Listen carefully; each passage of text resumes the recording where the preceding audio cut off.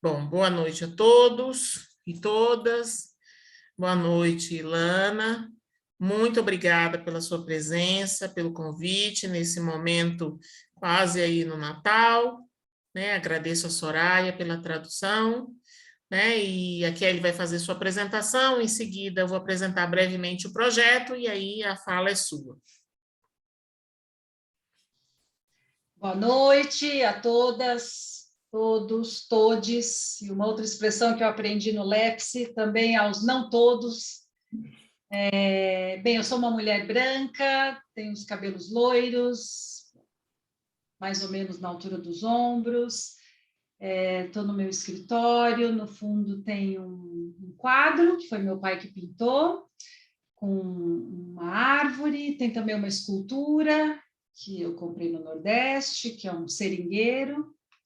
E eu queria aqui, né, muito fortemente agradecer a nossa convidada, Ilana Katz. Ilana é psicanalista, doutora em educação pela Faculdade de Educação da USP, com pós-doutorado no Instituto de Psicologia da USP, pesquisadora no Lattes FIP da USP também, integrante do coletivo Benes. E talvez ela não se lembre, ela foi minha professora lá no Lugar de Vida, ainda quando o Lugar de Vida era dentro da USP, no curso do Lugar de Vida. E desde então eu tenho uma admiração muito grande pelo seu trabalho, Ilana. Então agradeço muito pelo aceite do convite. Eu não lembrava disso mesmo. Eu era muito quietinha. E talvez tenha muitos anos disso daí, que também a memória não ajuda tanto mais, né? Mas, puxa! Bom, eu sou Roberta Ecleide, sou a parceira da Kelly, Cristina, a partir do NEP, Núcleo de Estudos em Psicanálise e Educação, que fica em Poços de Caldas. Eu sou negra, tenho cabelo curto, uso óculos, também estou no meu consultório. Ao fundo também tem um quadro desenhado por uma colega, psicóloga e artista plástica. O projeto, que se chama Geração Pandêmica, reflexões sobre a infância e adolescência em tempos de pandemia e pós-pandemia. Ele surgiu da nossa preocupação, minha e da Kelly, a respeito de como as crianças vão acontecer a partir dessa situação que consideramos um divisor de águas até no próprio processo de subjetivação, né? E a gente, no primeiro momento, o título, ele não era uma pergunta, foi uma indagação do Rinaldo Voltolini, né, para o projeto, e aí adotamos essa interrogação, né, quer dizer, será que realmente podemos chamar assim, né, essa nova jornada de crianças e adolescentes, né? Então, Ilana, fique à vontade, né? E tenho certeza que vai ser uma boa troca. Muito obrigada mais uma vez. Boa noite a todos, todas, todes, não todos, agora aprendendo, não todas, não todes. Eu sou Ilana Katz, sou uma mulher branca, estou sentada no meu consultório, atrás de mim tem uma prateleira com plantas e do meu lado uma com livros. Eu estou usando um óculos de grau que tem uma armação cor-de-rosa e uma camisa branca. Bom, eu fiquei pensando aqui que eu ia encontrar com vocês para essa conversa e que eu queria primeiro dizer muito obrigada, porque é uma gente guerreira, né, que vai apostando alto no encontro com o outro, na discussão das ideias, uma gente que encontra fôlego no dia 10 de dezembro para isso, às 7 da noite, enfim, e também por causa disso, eu pensei em fazer uma fala que pudesse trazer para a gente alguns pontos para precipitar uma conversa, para que a gente consiga produzir alguma coisa junto. E aí eu pensei em fazer isso, obviamente, né, a partir dessa interrogação que me pareceu tão interessante, que é essa pergunta sobre a existência de uma geração pandêmica. Então, assim, eu agradeço muito a acolhida da Roberta, ao convite da Kelly, essa gente sempre tão cheia de ideias, a gente estava falando disso, né, e que estão me oferecendo aqui essa condição para pensar junto com vocês. E aí, pensei em começar contando um pouco para vocês o efeito que essa chamada teve sobre mim. a ideia de uma geração pandêmica me colocou imediatamente uma pergunta: qual? Eu digo isso porque a gente podia pensar a ideia da geração como um grupo etário. E aí, então, eu perguntaria, o que a gente está entendendo como a geração pandêmica? Aqueles que nasceram no curso dessa crise sociossanitária maior da nossa história? As crianças de 5 ou 7 anos que ficaram sem frequentar a escola? Das meninas e dos meninos de 9, 10, 11 anos que têm encontrado uma dificuldade grande de retomar o convívio nos ambientes menos privados que as suas casas? Ou a gente estaria falando dos adolescentes que, quando iam colocar o pé para fora do circuito controlado pela família, foram trancados com os seus pais dentro de casa? Ou será que a gente vai falar dos velhos que deprimiram, ou das mulheres que ficaram submetidas a esses níveis absurdos de demanda com a quebra das redes de cuidado? E aí, imediatamente, eu pensei também que a gente também podia entender a ideia de geração como um grupo de pessoas nascidas num determinado ano ou num período de tempo. Esse jeito de pensar a ideia de geração, né, é menos comum. Eu digo, pelo menos para mim, não é a primeira coisa que aparece quando eu penso geração, né? Eu penso mais na direção do grupo etário, não do grupo de pessoas nascidas numa mesma época. Mas é também por essa segunda acepção, digamos assim, de geração, que a gente pode pensar nos termos de uma geração pandêmica. Porque, nesse sentido, todos que estamos vivos nesse momento levamos uma trombada do real, que é essa pandemia. Já a crise sociossanitária, ela não se revelou da mesma forma em todos os cantos do planeta, e muito menos em cada recorte, vou chamar assim, da experiência humana. Então, nessa condição, a gente está todos em geração, né, demandados a produzir algo para dar conta dessa trombada.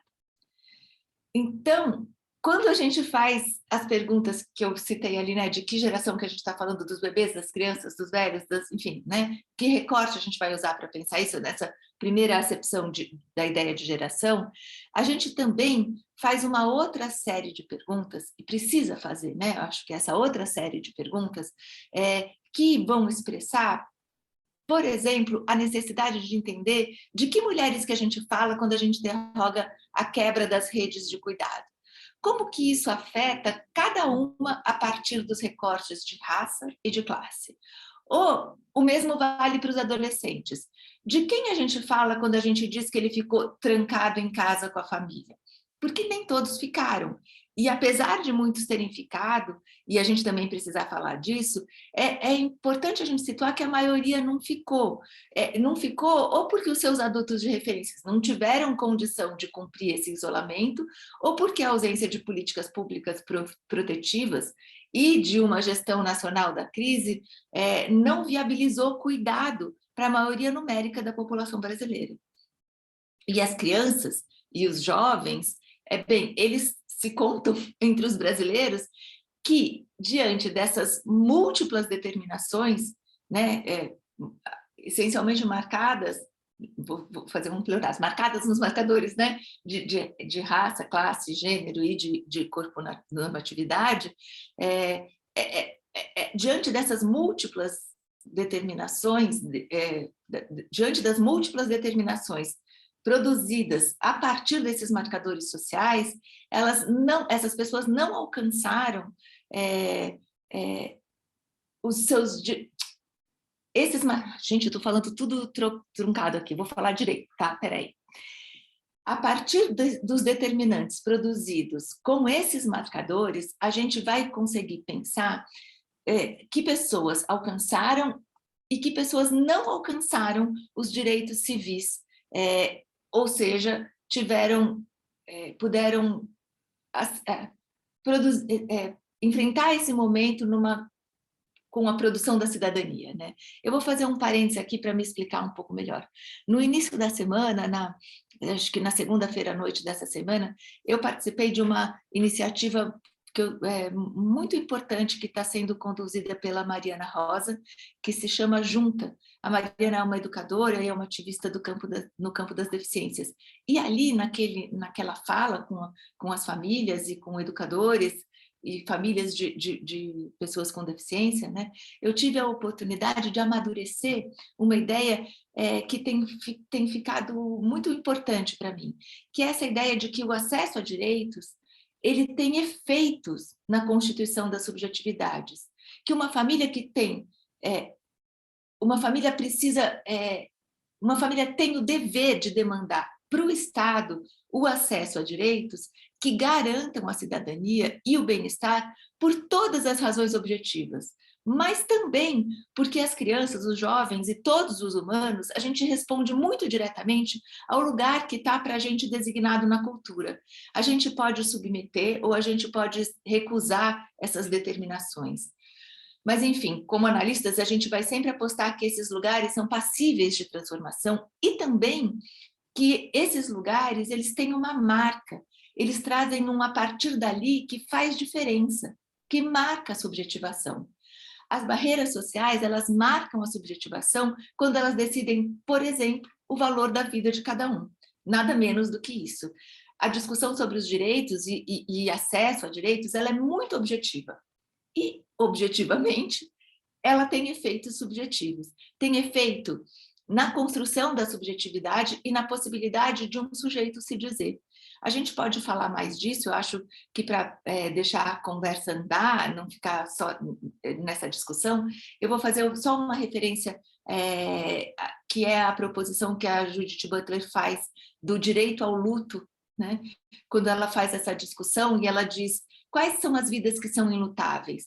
E ela diz essa pergunta aqui é muito importante, né? Porque quando a gente decide quem pode ser chorado e por quanto tempo esse sujeito, essa pessoa, essa vida pode ser chorada, a gente decide ao mesmo tempo qual é a vida que vale, qual é a vida que pesa e qual é a vida que importa. Eu estou referindo a isso aqui porque para responder a pergunta que nos juntou aqui, né, sobre essa interrogação sobre uma geração pandêmica, que acho que é uma pergunta que nos provoca, muito bem provocado, a gente tem que estar atento para entender as facetas etárias, culturais e também as facetas sociais da resposta que nós vamos produzir ou das novas perguntas que nós vamos produzir, né? Eu falei há pouquinho agora, né, estava falando com vocês sobre isso, que tem um fato que é incontornável e que diz respeito a todos e que atravessa todos esses marcadores, é que a gente levou uma trombada do real. Eu nem sei muito se a gente tem que dizer uma trombada do ou uma trombada com, mas tal como real, mas enfim, acho que é tudo isso, por fim, né? E a gente está nessa há 1 ano e 9, 10 meses, né? Essa trombada, ela produz um corte na nossa experiência, no modo que a gente vinha cuidando e descuidando da vida em todos os seus aspectos, nos ambientes público e privado. Teve uma suspensão, uma parada, acho que é uma trombada mesmo, o melhor jeito de dizer. E eu acho que aqui tem até consenso entre nós, né? Que ainda que a gente tenha cada um tipo de barco para navegar nesse mar de lama que se articulou entre uma pandemia e o Brasil sob Bolsonaro, não tem quem não tenha sofrido o impacto e que não esteja no mar de lama, né? Muda, eu acho, o barco que a gente tem para navegar nisso aí. Tem barco com Wi-Fi, tem barco que é canoa furada, tem barco isolado, tem barco pertinho de outros barcos, tem barco com comida, sem comida, com piloto, sem rumo, enfim, mas a lama está aí para todo mundo, né?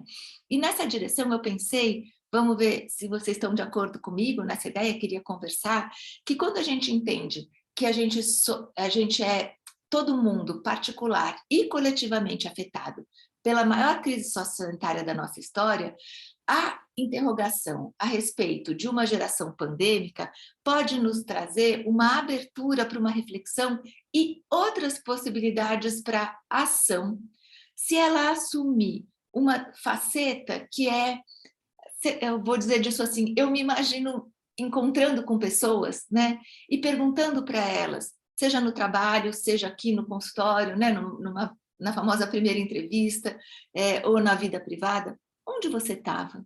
E quantos anos você tinha quando a pandemia começou? Eu acho que o lugar importa porque denota a experiência de território E a experiência de território é uma coisa que ultrapassa a dimensão geográfica e que revela a relação do sujeito com a cidade, com a cultura, que traz as pistas das suas marcações sociais e necessariamente a possibilidade desse sujeito acessar direitos. E a idade importa, porque tem diferença ser adulto e ser criança e ser velho, ser bebê e ser adulto. Que idade, por exemplo, tinha a criança com quem a gente está preocupado quando a gente decidiu que ela ia ficar 1 ano e meio dentro de casa? Que idade tinha essa pessoa quando ela perdeu a possibilidade de acessar direitos aos quais ela anteriormente tinha acesso, quando a negligência do Estado ampliou as vulnerabilidades dela? Isso tudo faz muita, muita diferença. Eu acho importante que a gente, nesse momento de agora, a gente se dê a oportunidade de pensar nisso. E essas perguntas, no meu modo de entender, elas possibilitam uma certa perspectivação do futuro. Elas tornam, de alguma forma, esse exercício possível. Com elas, eu acho que a gente pode, como eu aprendi a falar lá no Xingu, com as boas perguntas a gente pode futurar, a gente pode perspectivar o futuro. Bom, antes de seguir, eu queria dizer, inclusive, que eu me recuso a chamar esse tempo que a gente está vivendo de pós-pandemia. Enquanto morrer gente vacinada de Covid, enquanto a gente tiver de máscara para falar com os nossos bebês, enquanto as pessoas fizerem fila para pegar osso que sobra no açougue, eu não entendo que seria possível a gente pensar como a gente vivendo o tempo depois da pandemia. Não tem pós-pandemia enquanto a gente está ameaçado pelas novas variantes e pelo encontro entre as novas variantes e a população anti-vax, né? A gente está solapado pela pandemia que vai se desdobrando na maior crise sociossanitária da nossa história e pela necropolítica.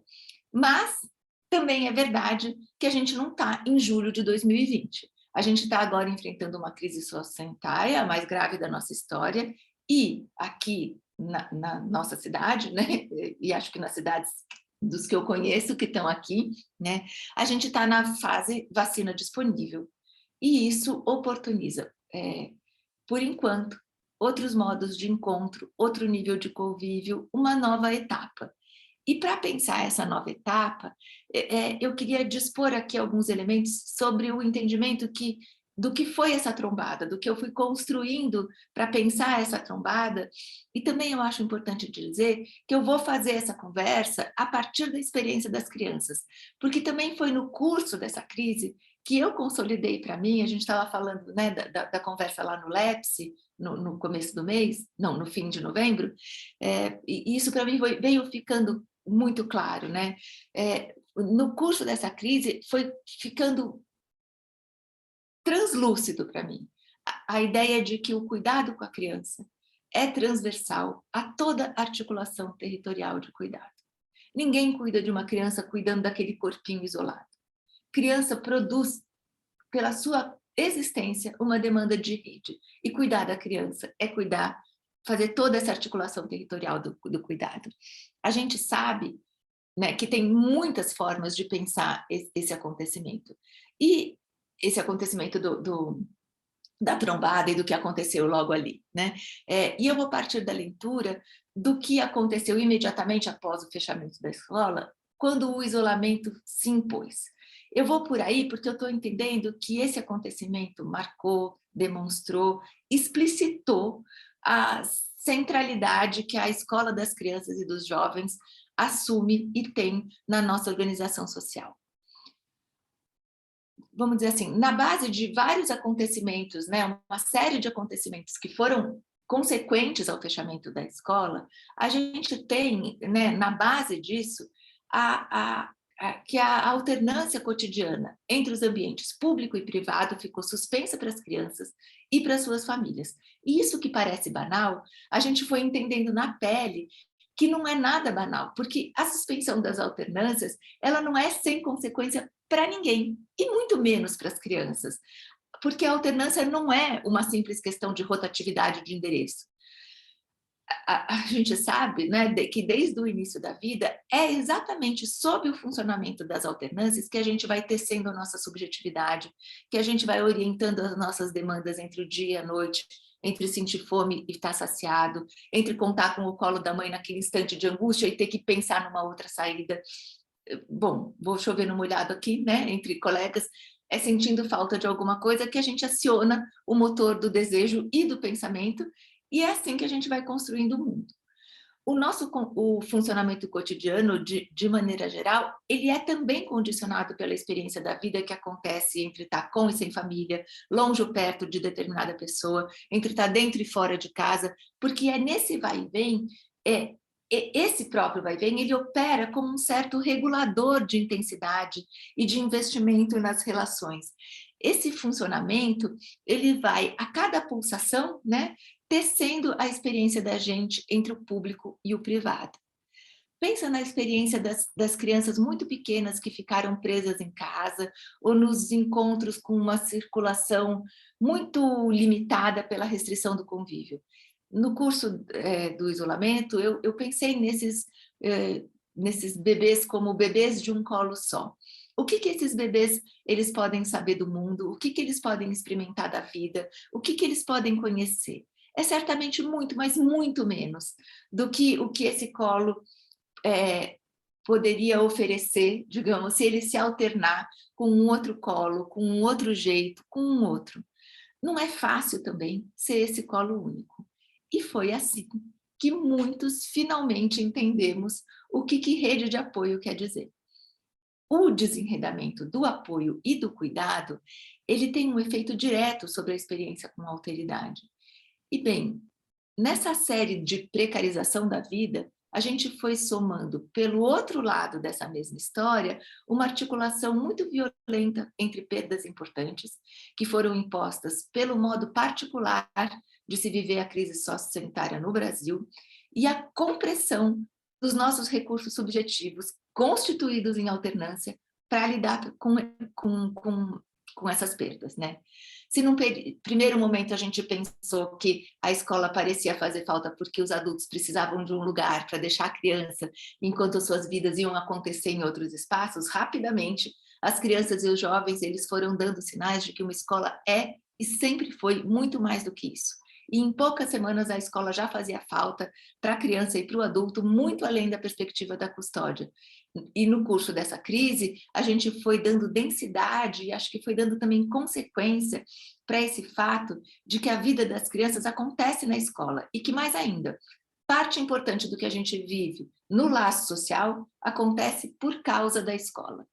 No curso da crise, as crianças foram contando para a gente que o tal isolamento físico, que a gente achou que poderia chamar ele assim em algum momento, né, ele se tornou social porque ele violou a experiência com os outros de perto, os de longe, os que a gente entende que são parecidos, os que são diferentes, os que vivem de forma diferente e de forma diversa. Tem muitas formulações sobre isso, e todas elas a gente considera que a vida que a gente conhece e que chama de vida é a vida que pulsa no encontro com a alteridade. Do ponto de vista da experiência das crianças, a escola não é casa e a casa não é escola e nunca foi e não dá para ser, porque a ampliação do universo familiar, ela precisa se instituir na dinâmica de crescimento das crianças. Numa escola, acho que fazendo valer essa pulsação entre o que é o ambiente público e privado, cada criança vai encontrando outras pessoas, vai tendo notícias sobre outro mundo, vai tendo saberes sobre outros saberes que diferentes do mundo restrito privado que elas habitam. E eu acho que é assim, encontrando tantos outros e alteridades, que as crianças se fazem lugar, que elas se encontram, elas tecem o seu lugar a partir do encontro com a alteridade. Se encontram no sentido de que é no encontro com o outro que se torna possível para cada um construir o seu lugar no mundo. Eu já disse isso algumas vezes, mas eu vou querer repetir aqui para concluir essa primeira parte da nossa conversa, porque eu acho que isso condensa muito dos nossos porquês. Por que a gente insiste no convívio, né? Por que a gente faz questão da escola como lugar?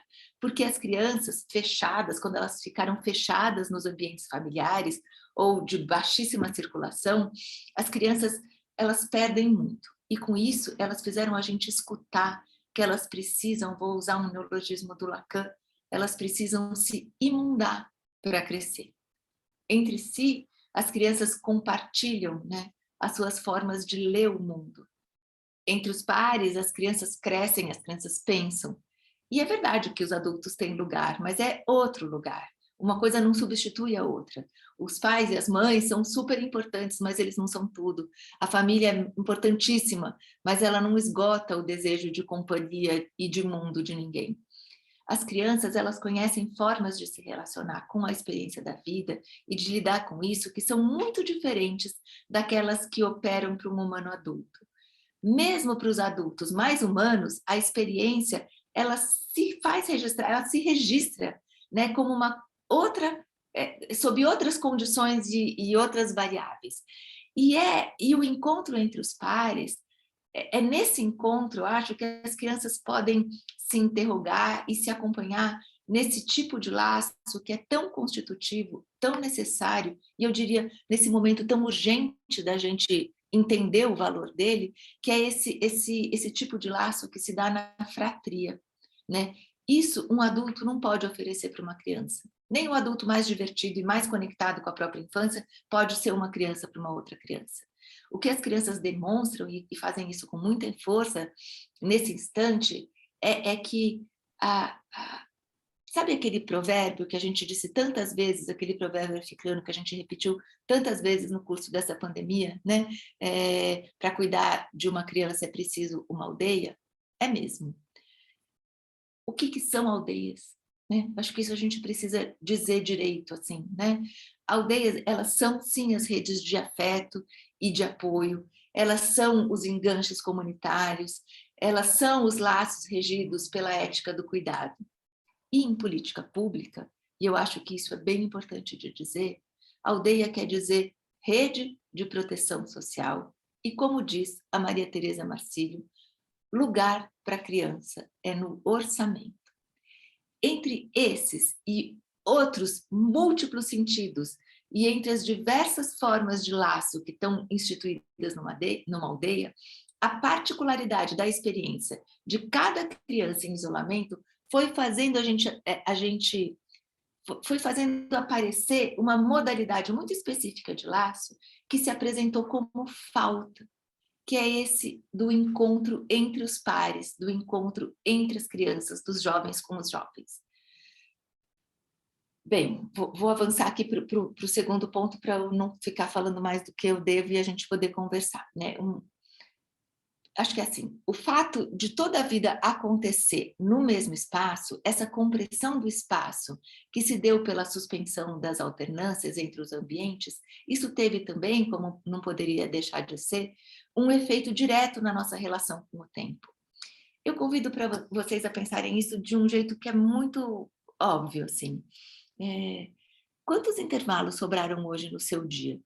Quantas coisas você faz no tempo que você estaria se deslocando entre uma atividade e outra que aconteceriam em lugares diferentes? Hoje mesmo eu fui para 2 reuniões no Rio de Janeiro, umas 9 e outra à 1 da tarde, e antes e depois das 2 eu estava atendendo no meu consultório em São Paulo, e eu acho que agora eu devo estar entre Poços de Caldas e Campinas, né? Então, de alguma forma, a gente não soube nem preservar os nossos intervalos e nem lidar com eles. E isso está custando caro. Eu estou considerando esse exemplo aqui porque eu acho que é bem importante a gente perceber que a compressão do espaço, ela produziu efeitos que são muito importantes na nossa relação com o tempo e que isso afeta as nossas formas de convívio, mesmo que a gente não se dê conta disso. Quantas coisas um adulto faz ao mesmo tempo que cuida do filho? Quantas abas estão abertas em cada uma das refeições que a gente supostamente estaria compartilhando? Eu penso que a gente tem, desde a posição de psicanalista, a gente tem que estar muito atento a isso, que tem uma posição política para ser marcada diante dessa condição, que a gente precisa considerar onde a gente vai colocar a nossa força e a nossa disposição diante dessa contingência. Como diz a minha parceira, né, a Daniela Tepperman, a gente pensou tanto em como entrar nesse dispositivo, a gente conjecturou tanto sobre a vida online, a gente fez isso com tanta discussão, e agora a gente precisa pensar as saídas. As saídas com e a partir das marcas dessa experiência. E o fato é que a gente está todo mundo exausto. E eu acho que talvez exausto seja bem pouco para dizer, né, pessoal? É que entre nós, 10 de dezembro, vamos lá, exausto é bem pouco para dizer dessa experiência para a qual a gente ficou, diante da qual a gente ficou muito submetido. Porque por mais que a gente dê conta da nossa vida no nosso pequeno universo familiar, e mesmo que algumas famílias tenham ido super bem nessa mega difícil tarefa, elas tá todo mundo afetado por esse viver em desamparo, pelo medo, pela marca de mais de 600 mil mortos e todos os outros aspectos que se incluem nessa crise sociossanitária. E esse sentimento de exaustão, que fica cercado e fica preenchido por todos esses afetos, ele aparece com muita frequência, eu tenho escutado isso assim, quero ouvir vocês sobre isso também, né? Numa perda de paciência, numa irritação. Eu acho que eu nunca, em 30 anos de clínica, escutei tanto a frase, eu perdi a paciência, eu não tenho paciência, minha mãe não tem paciência, mas meu pai perdeu a paciência. As crianças mesmo, elas também não têm mais paciência, né? Muitas crianças mudaram o jeito, os calmos ficaram irritados, os irritados ficaram amuados, ou mesmo os traços muito característicos de alguém ficaram muito mais intensificados. Muita gente tem medo, e para lidar com medo, muitas vezes a gente recua, e em outras tantas a gente se agita. E na direção do que eu estou falando aqui, eu acho que valeria pensar, né? Para que parte da vida mesmo a gente está sem paciência, né?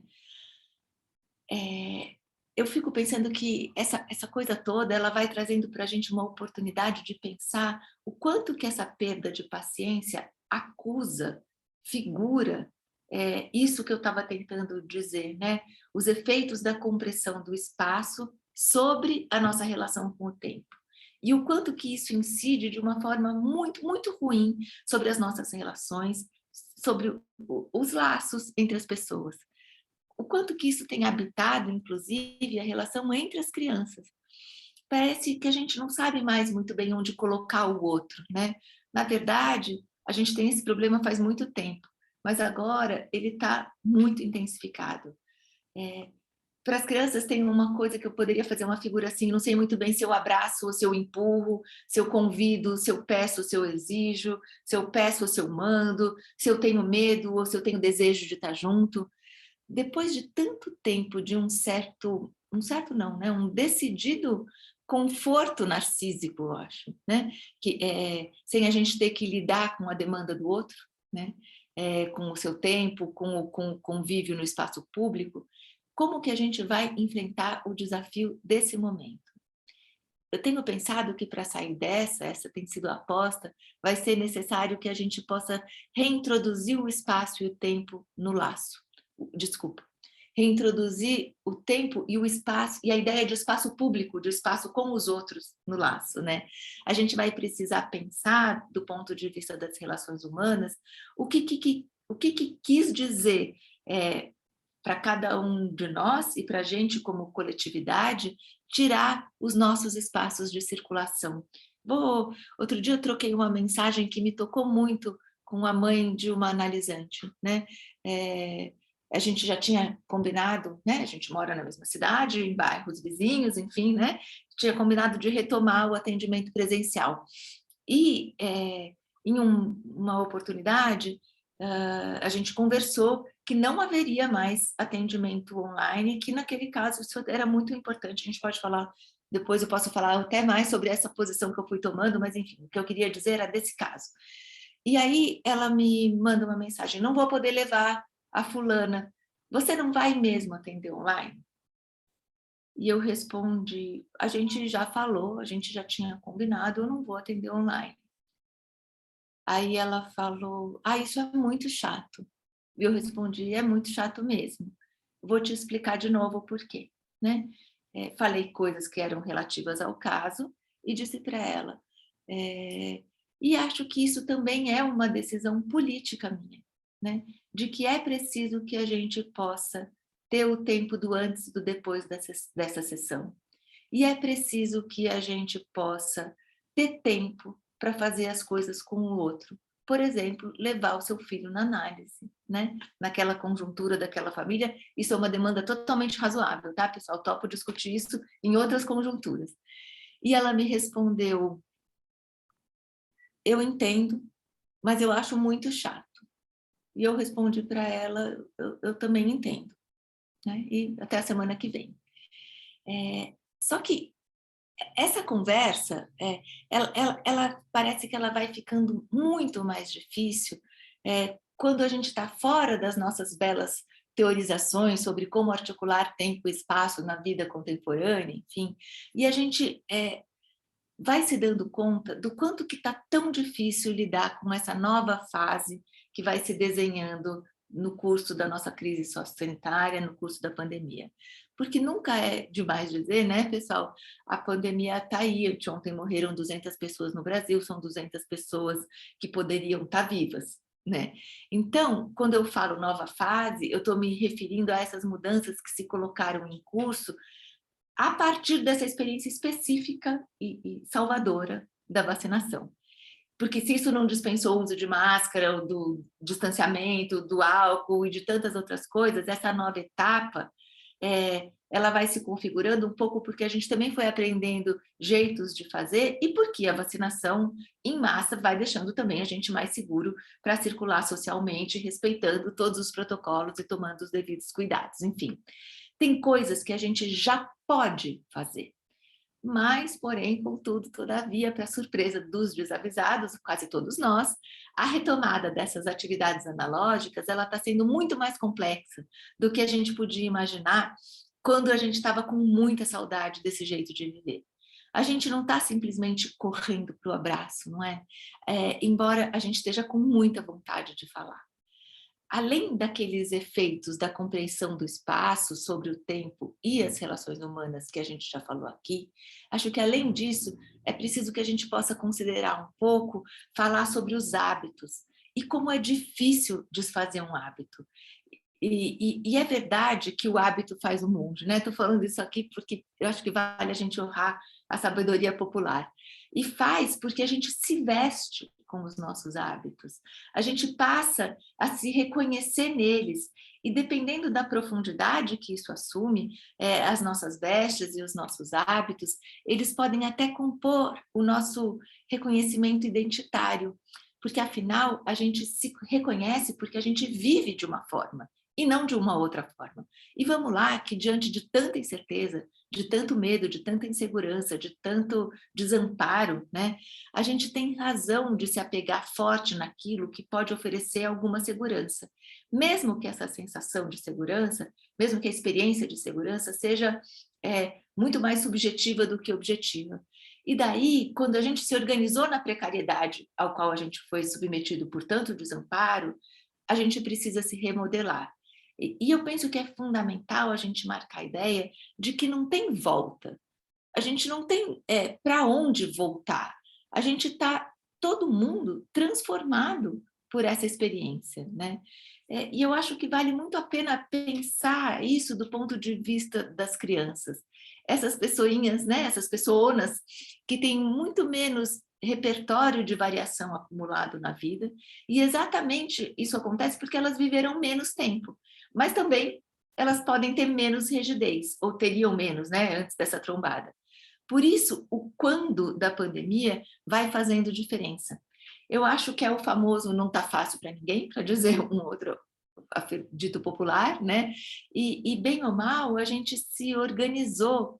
E agora, aquilo tudo que a gente custou para ter, para se organizar ali naquele curso, não serve mais, não cabe mais. O hábito está apertando o monge e a roupa de 2019 também ou está curta, ou está comprida, ou está com a cor errada, enfim. A gente está transformado pelas nossas perdas, né? E como não está fácil seguir em frente, mas também não dá para não mudar, para não transformar, porque o jeito que a gente deu não opera mais diante dessas novas demandas, a gente talvez, e é o que eu queria pensar aqui com vocês, a gente talvez possa considerar e se perguntar ao que por fim, a gente se habituou no curso dessa crise. Outro dia, uma analisante de 10 anos me falou, se eu vou para a escola, né, e o professor me pergunta uma coisa, não dá para dizer para ele, a gente estava falando sobre a dificuldade dela de voltar para a escola. Se eu estou lá e o professor me pergunta uma coisa, eu não posso falar para ele que a conexão caiu e eu não posso, ela fez assim, eu não posso ficar assim, né? Tipo, estou congelada, né? E ela dizia, e para mim é muito difícil, sempre foi difícil e ficou muito mais difícil ter que responder porque eu tenho vergonha das coisas que eu não sei.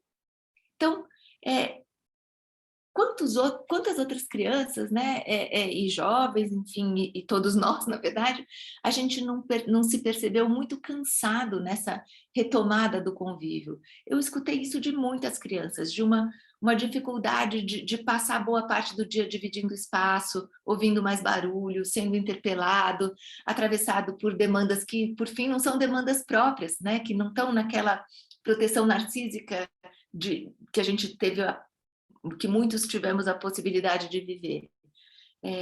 Não está fácil essa retomada do convívio e isso produz mal-estar, e isso pode também produzir uma série de sintomas, né? Sobre essa situação específica, né, das crianças e dos jovens que estão sofrendo para retomar o convívio, eu acho que a gente precisa escutar, que a gente precisa amparar essa turma no processo, né? E essa palavra que eu acabei de dizer, processo, eu acho que ela é muito importante aqui. Como a gente pode cuidar para tornar isso, o convívio, né, o viver com o outro, possível, passo a passo, né? A gente precisa chegar junto, a gente precisa escutar, a gente precisa sustentar a necessidade de retomar, mas também acolher a dificuldade. A gente não precisa ir do 0 a 100 em 24 horas. Não foi assim para entrar e não vai ser assim para sair. O fato é que a gente perdeu muito, muito, muito mesmo. A gente perdeu objetivamente, a gente perdeu gente querida, teve gente que perdeu dinheiro, emprego, segurança. Muitos que não estão aqui perderam segurança alimentar. A gente perdeu, inclusive, conexão, né? A conexão humana, não só digital. E tudo isso é gigante e é perda, e isso não tem um outro nome, né? E a gente perdeu também, do ponto de vista subjetivo, nesse ponto a gente perde muito quando perde o convívio, né? Para mim, do lugar da clínica, foi ficando claro, desde o final do ano passado, o quanto que o isolamento ia se estendendo e os recursos de cuidado que eu tinha iam ficando muito reduzidos. Um exemplo, né, que acho que faz parte da vida clínica de muitos aqui, né? Quando a gente está escutando alguém que a gente vai vendo aquele sujeito deprimindo, no sentido de desfazendo os laços com a experiência compartilhada da vida, se essa pessoa é uma criança ou um jovenzinho, tem um pedaço importante do trabalho com ela, que é tecer uma certa rede, não é? De um lado, a gente vai tentando endereçar algum interesse, né? Descobrir onde a vida faz aquele barulhinho que movimenta e tentar algum engajamento desse sujeito com isso. E de outro lado, a gente vai tentar conectar a família, a escola e o mundo, né? Enfim, no sentido de que a gente esteja todos atentos aos movimentos desse sujeito para engajar, para escutar esse barulhinho, por qualquer via que seja. Pois bem, no prolongamento do isolamento, isso não estava disponível. Não tinha mundo, ou quase não tinha mundo para engatar. Não tinha mundo porque não tem um outro acessível. Não tem aquele cruzamento de demandas que eu falei há pouco, e quando isso não tem, o sujeito vai ficando cada vez mais para dentro, cada vez mais perto dos seus ideais, idealizando uma vida que vai ficando cada vez mais distante da vida possível. Enfim, o cuidado, ele também se tece em rede. E a nossa rede estava muito furada. E isso marca. Isso a gente também precisa pôr na conta como perda. Para as crianças pequenas, muito pequenas, quantas não foram diagnosticadas com atraso de linguagem, né? Atraso de fala, de escrita? A gente pode mesmo chamar isso de atraso? Veja bem, eu estou dizendo aqui, a gente estava devendo o mundo para as crianças, né? Então, elas atrasam para nos lembrar que não tem sujeito sem outro, né? Que na espécie humana o desenvolvimento não é um acontecimento celular autônomo, que ele depende de interações, que ele depende do encontro com o outro. Então, mais do que atrasados, digamos assim, fomos suspensos. Se essa suspensão vai se revelar num problema de aquisição, isso é um outro assunto. No mais das vezes não vai, mas às vezes vai e tem sido revelado assim, né? E a gente vai precisar cuidar disso particularmente. Eu estou falando disso aqui, assim, porque eu acho que a gente vai precisar desviar de uma certa oferta, de um discurso que pretende nos capturar, né? Que é esse discurso do correr atrás do prejuízo, no sentido de zerar o prejuízo. Isso não vai acontecer. A ideia eu vou dizer assim, né? A ideia é que essa ideia de correr atrás do prejuízo, eu acho que é a ideia que trouxe a gente até essa dimensão absurda de crise, de 600 mil mortos, de fome, de ciência em queda livre, essa ideia de que o Brasil não podia parar, que a economia tinha que girar apesar da vida, acabamos de ouvir isso, né, do ministro da Saúde, enfim. E isso não é o que nos interessa. A questão, eu acho, é que aqui a gente tem que se articular para colocar a nossa força. O que a gente vai fazer com o prejuízo? E essa é a nossa oportunidade de pensar isso. Porque, sim, né, a gente viveu o corte real e esse corte produziu perda e também a oportunidade de pensar como a gente estava vivendo, o que nos trouxe até aqui e necessariamente como a gente vai sair daqui. Eu digo isso porque eu não consigo muito levar a sério a ideia de que isso vai passar. O que quer dizer passar? Claquete, continuamos desde lá de março de 2020, vamos seguir naquele ritmo, consideramos que os anos de 2020 e 2021 transcorreram regularmente, que nada mudou, então, como diz o Whisky, e eu falei, né, Soraya, desculpa que eu não ia falar nenhuma expressão em inglês, mas agora eu lembrei de uma que é o keep walking, né, de continuar andando, né. Na minha leitura, e é isso que eu queria compartilhar aqui com vocês, é que a gente está numa travessia, mas que não vai ter, simplesmente porque isso não é possível, não vai ter o depois sem o antes. Que agora a gente vai com tudo isso, com tudo que aconteceu, com tudo que a gente perdeu, com tudo que se transformou, e que tomara com o que a gente puder construir. O que vai passar, talvez a gente possa fazer a nossa aposta, e talvez seja, né, por isso, inclusive, que a gente trabalha e trabalhará, é a nossa impossibilidade de estar com os outros, de ocupar o espaço público. E por isso a gente precisa se perguntar como. Como que a gente vai estar com os outros no espaço público? Como a gente vai ocupar, como a gente vai se cuidar? Acho que é uma oportunidade de tanto, por exemplo, que as escolas possam repensar os seus espaços e os seus funcionamentos. Já que a gente está um tanto atrasado com isso, né? Isso já deveria ter acontecido. O nosso modelo ele tem deixado cada vez mais gente para trás e cada vez mais gente dentro das telas. Então, bora, né, repensar e cuidar? Nesse momento, eu entendo, a gente tem um outro conteúdo para administrar. Como a gente vai cuidar das crianças e ajudar, né, e fazer, construir junto a possibilidade de que elas ocupem o espaço público. Como a gente vai confiar uns nos outros de novo, né? Como a gente vai se relacionar com o conhecimento. Isso tudo precisa ser lidado agora, uma demanda muito intensa do ponto de vista da reprodução de conteúdos, tem produzido muito mais angústia do que conhecimento, não é? E com isso, eu não quero dizer que a gente deve deixar o conteúdo de lado, muito pelo contrário, eu até inclusive aposto que os conteúdos eles ajudam a gente a se ligar na vida e fazem muita falta quando a gente está fechado no nosso pequeno mundinho. Mas não vai dar para fazer 4 semestres em um semestre. Não vai dar para não perder. A nossa pergunta fundamental é agora, me parece urgente, né?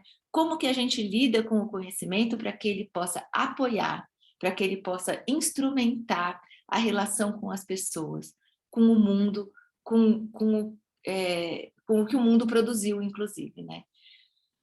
O que a gente pretende, digamos assim, recuperar, a gente vai ter que espalhar no tempo. E eu acho que a gente não vai fazer isso se a gente não puder acolher as nossas impossibilidades, as nossas dificuldades, os medos, se a gente não criar espaço coletivo para lidar com isso. A gente vai perder muito, muito mais. Eu tenho aqui um último assunto, eu estou vendo que já são 8 horas. Tenho aqui na minha anotação dos temas que eu queria falar. Na sequência, eu queria falar um pouquinho sobre o luto. Kelly, você acha que eu uso mais 5 minutos falando disso ou a gente já abre? Não, pode continuar, Ilana, claro. Eu estou querendo, na verdade, falar disso porque esse assunto tem sido o que as pessoas mais frequentemente têm me interrogado, né? E eu considero que é muito urgente a gente marcar que lidar com as perdas não é substituir o perdido, né? Por isso que eu pus esse tema para a gente falar depois de marcar que a gente perdeu. E acho que essa ideia de que lidar com a perda não é substituir o perdido tem uma importância fundamental nesse momento, né? Eu penso que não é exagero a gente dizer que se a gente conta mais de 6 mil mortos, isso significa que a gente tem pelo menos 600 mil filhos, milhares de netos, e entre eles muitas e muitas crianças que viveram a morte das suas mães, dos seus pais, dos seus avós, dos seus cuidadores e dos seus adultos de referência, dos seus amigos, da sua gente querida. E o fato que esses números revelam, acho que isso obriga a gente a interrogar as nossas práticas e as nossas possibilidades de cuidado com a perda de um com os outros, do luto, nos contextos público e privado. A gente agora, diria assim, né, para ontem, aliás, a gente tem a tarefa de entender como que vai ser possível lidar com tantas mortes. Como cada uma das pessoas que são crianças hoje, essa geração, né, como elas podem, elas poderão lidar com tanta morte. Eu penso na morte direta, né, dos seus cuidadores, mas também na morte que ronda a vida própria, né, no medo da morte. Como a gente vai construir espaço comum para isso? Acho que a primeira coisa para a gente pensar, e é assim,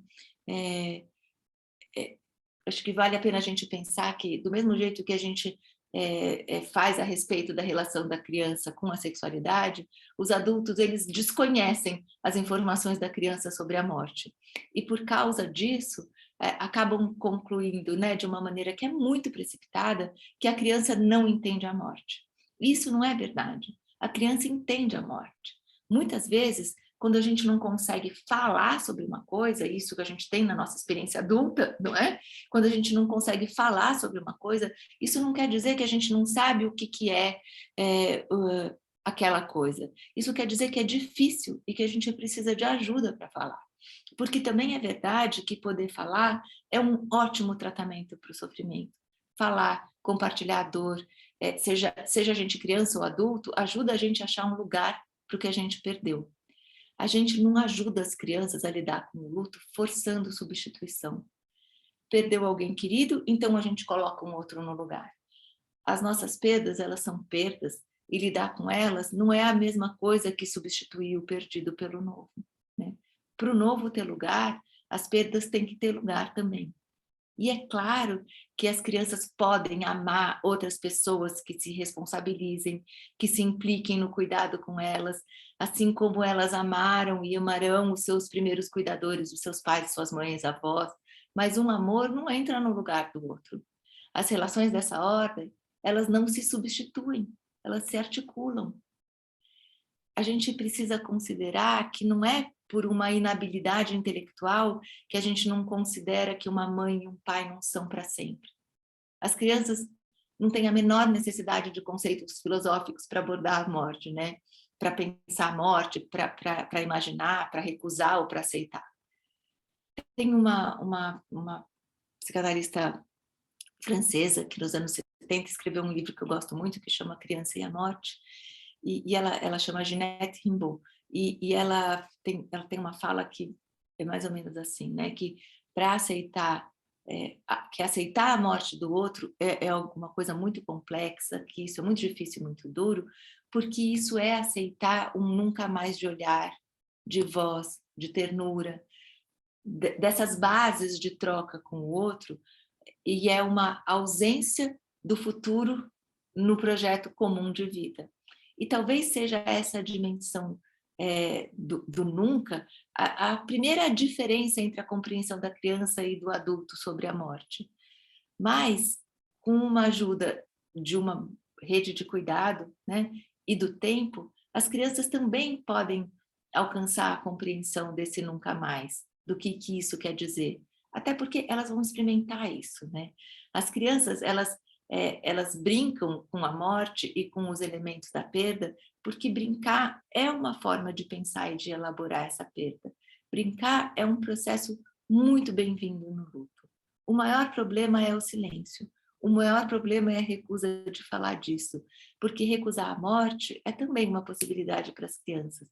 E aqui toda ajuda é bem-vinda. E bom, como que a gente ajuda? A gente oferece espaço de escuta, a gente conta para a criança do nosso sofrimento, da nossa saudade, a gente pergunta como ela está se sentindo, do que ela sente falta, se ela tem sonhado, enfim. A gente cria condição para ela falar um pouquinho sobre o que a aflige e a angustia. Com o tempo, acho que isso vai funcionando como uma drenagem. A gente vai falando e vai encontrando lugar. Mas a gente também precisa ter claro que essa ideia de elaboração não visa um esgotamento, né?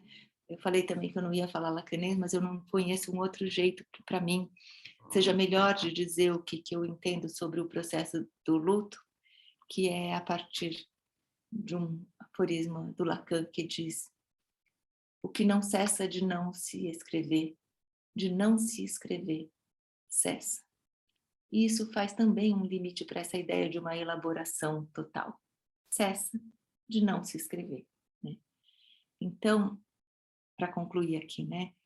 Encontrar o lugar para o que a gente perdeu, para o que falta, é agora, de uma forma, acho que muito robusta, parte muito fundamental da nossa tarefa como geração pandêmica. Vou parar agora, chega de eu falar sozinha. Vem falar comigo.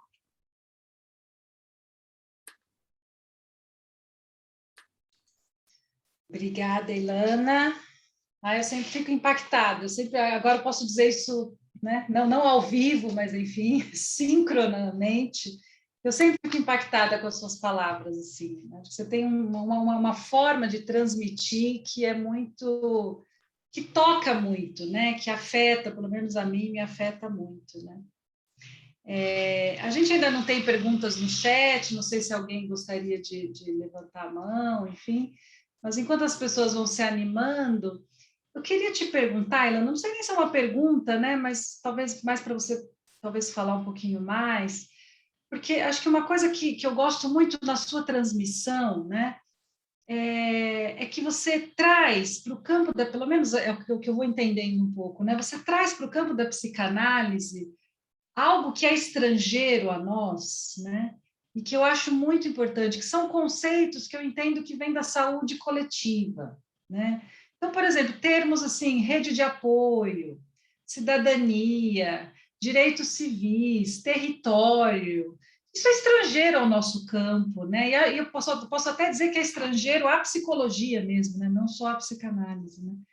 E eu queria te escutar um pouco, né? Por que isso é tão importante, né? Quer dizer, por que trazer isso, trazer esses conceitos, ou trabalhar a partir desses conceitos, né?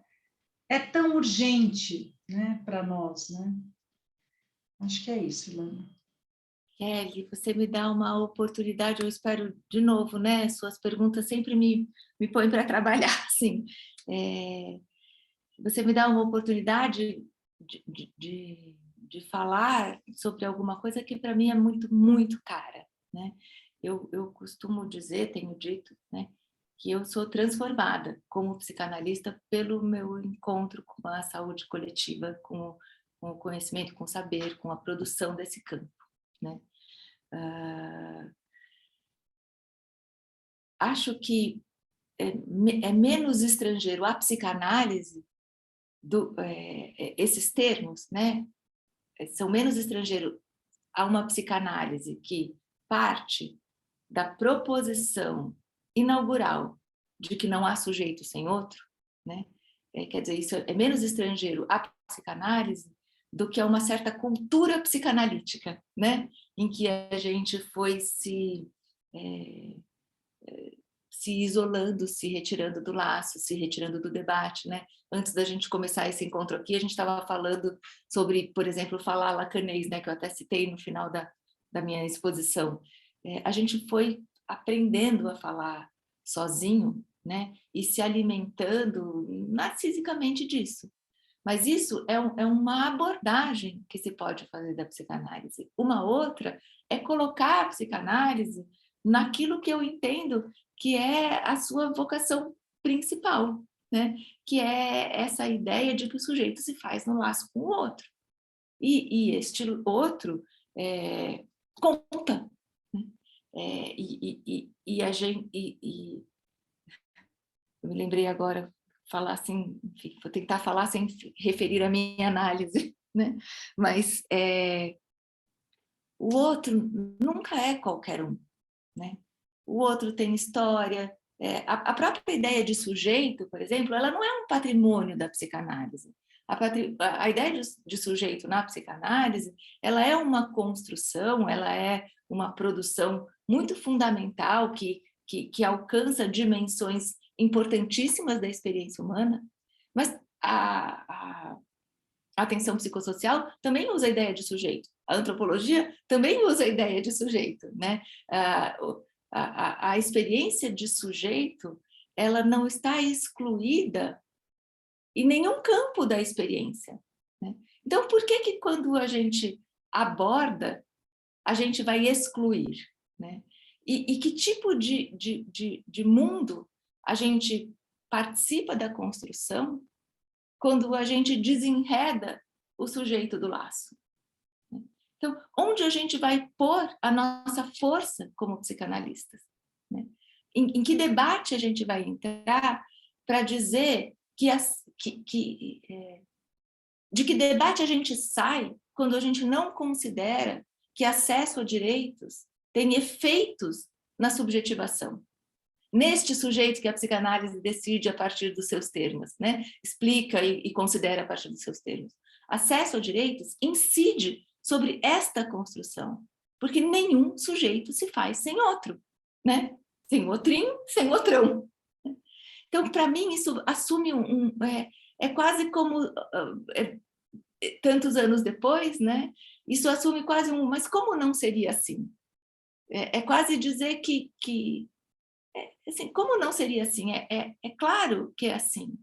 E é claro que a abordagem da experiência humana, ela é necessariamente, ela deve ser necessariamente construída pela multiplicidade de saberes que compõem o campo do conhecimento produzido pela humanidade, né? Então, a gente não faz verão sozinho, a gente não faz compreensão sozinho nesse caso, e a gente não avança no cuidado e nessa disposição de construção de um tipo de gestão de sofrimento, de inclusão, por exemplo, da ideia dessa que eu falava aqui, né, de que é preciso que a gente possa... essa é uma ideia que vem da psicanálise, né? Que a gente aprende estudando psicanálise, sendo analista, de que as perdas não precisam ser substituídas. Esta é uma contribuição que a psicanálise pode fazer ao laço social, de que as perdas elas não precisam ser substituídas para elas serem tratadas, manejadas, que a falta pode ter lugar, que a gente se encontra com o outro a partir das nossas faltas. Mas para quem que eu vou ficar? Onde eu vou pôr isso para trabalhar? Eu preciso pôr isso para trabalhar, para compor uma determinada forma de discussão e de disputa do entendimento da experiência humana no laço social, e não numa escola de psicanálise, né? Lá todo mundo já pensa isso, né? A gente pode até se perguntar se pratica isso, mas que esse pensamento está posto, está posto. Então, é preciso poder falar com os outros, né? Igual eu falei das crianças, com os outros, né? Com os outros que são parecidos, com os que são diferentes, com os que a gente encontra, com os que a gente nem sabe que existe, porque o mundo é muito maior do que a gente alcança quando a gente se fecha no privado. Falei um monte, né? Desculpe.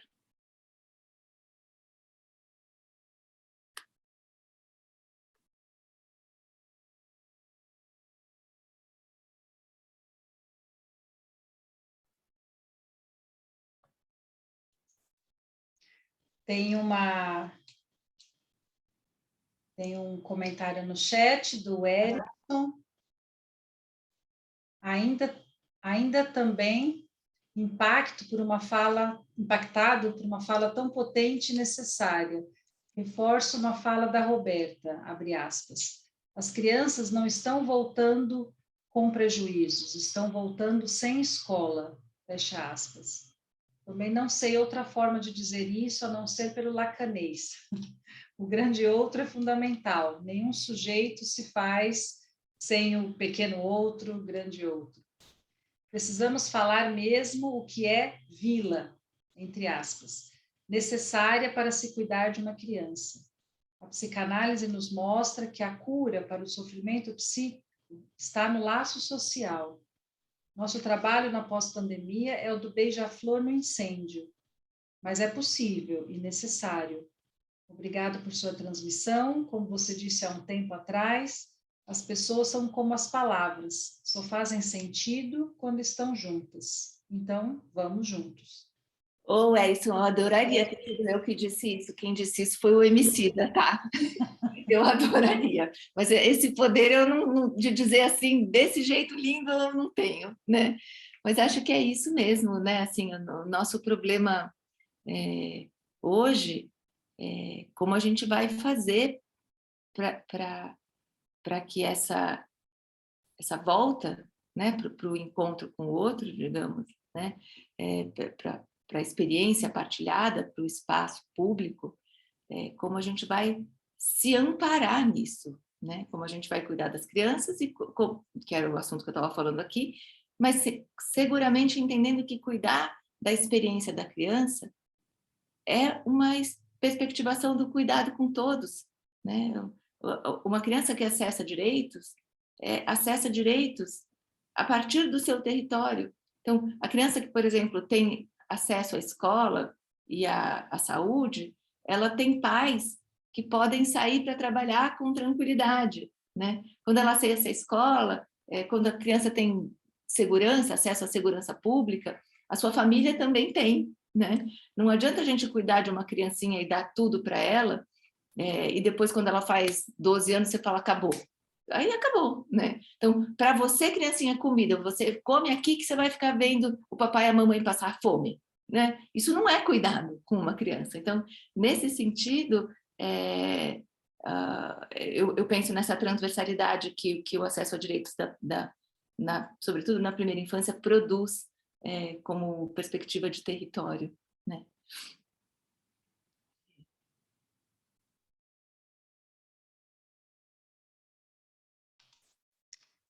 Mais alguma pergunta? Alguém gostaria de abrir o microfone? Ah, o Guilherme. Ai, Guilherme, que eu essa de mãozinhas no Zoom, eu não vejo. Diga. Tudo certo. Bom, boa noite, Ilana. Boa noite a todas, a todos. Ilana, eu não sei se caberia, mas eu lembrei, né, enquanto você falava, de uma colocação só faz tempo, no evento sobre psicanálise e espaço público, Emília Broid, se contava do que era possível pensar e fazer, né, com a população lá em Ribeirinho do Xingu, por conta de Belo Monte, uma coisa que assaltou a população, mas assaltou por relações de poder, algo bem antropogênico, né? Uma devastação de alguma forma. Parece que é algo muito próximo, se a gente for pensar em devastação, algo que tocou a gente como uma sociedade, mas que não tinha sabe-se lá, se antropogênico. Acredito que não, só penso uma questão que assaltou, é o real da natureza que pega a gente, né? O jeito que isso assalta e acaba violentando todo mundo e atingindo especialmente as crianças que vão lidar do que vai ser contado a partir daqui. Eu gostaria de te ouvir fazer algum paralelo, se possível, porque eu lembro que uma das coisas que mais me tocou, mais que o corpo do texto, foi a delicadeza com que você tocou o tema. Seria possível pensar nessas duas formas de devastação próximas uma da outra? Acho que sim, Guilherme. Para mim é sempre tão... Fico sempre comovida com isso, porque vou contar para você uma passagem, né? Logo que tudo isso começou, a trombada do real dessa vez, vou contar duas coisas para você. Eu me lembro de uma conversa com o Christian e com a Luciana Guareschi, que compôs a equipe clínica do cuidado, em que a gente estava falando sobre como a gente estava se virando, né, na nossa vida pessoal e no trabalho, como estava fazendo essa entrada nesse atendimento online, enfim, né, com as crianças, enfim, como eu estava fazendo com os bebês, como eles estavam fazendo com as pessoas, né, enfim. E aí, eu já nem me lembro mais qual de nós três disse isso, mas certamente eu não lembro porque isso é verdade, né, para todos os três que estavam ali, para todos nós que estivemos lá. A clínica do cuidado nos preparou para esse momento, né?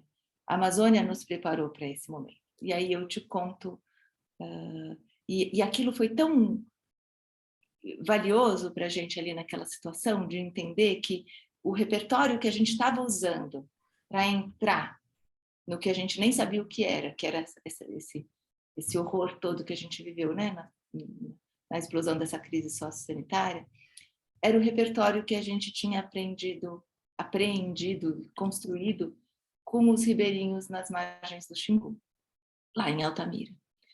Tem uma fala que eu devo ter dito nesse evento, né, porque ela sempre me acompanha, que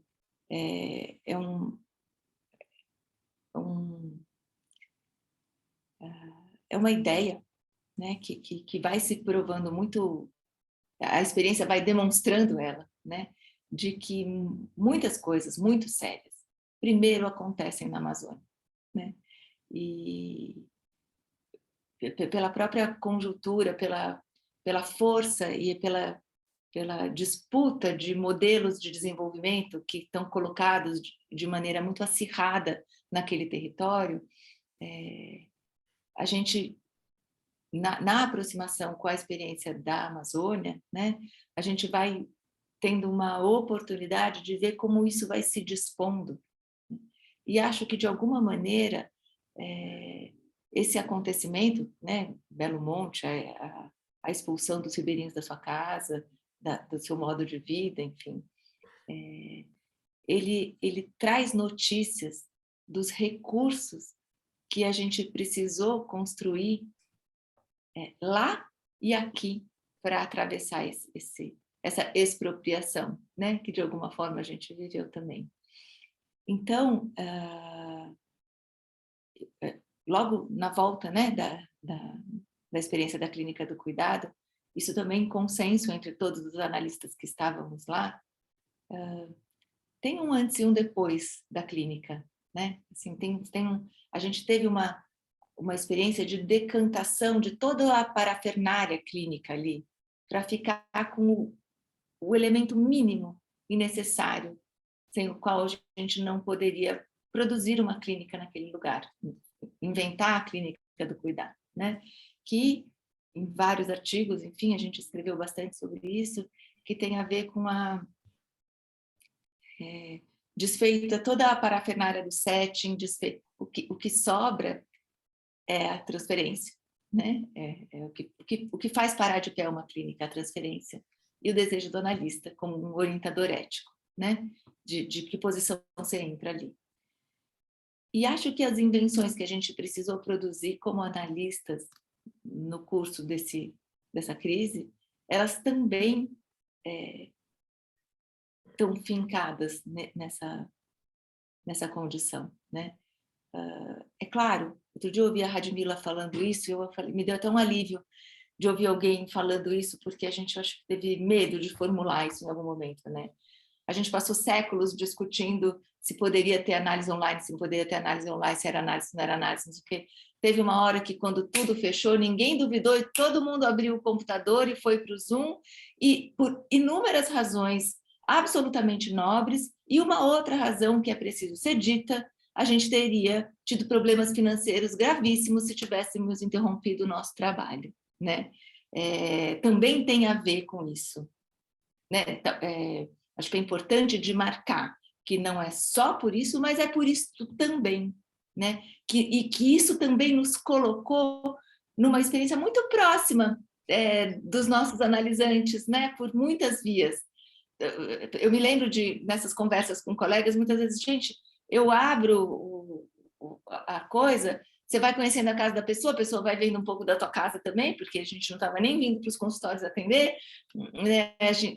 A pessoa vai falando do filho, do marido, da mulher, que é tudo mais ou menos como está acontecendo na tua casa, né? Vai ficando uma coisa muito, muito identificada, né? E que a gente precisou, inclusive pela coisa da produção do trabalho, do produzir dinheiro, de continuar tendo dinheiro para pagar a escola da criança, né? Enfim, a gente se aproximou e por isso a gente inventou esse recurso e de repente ele ficou super autorizado, né?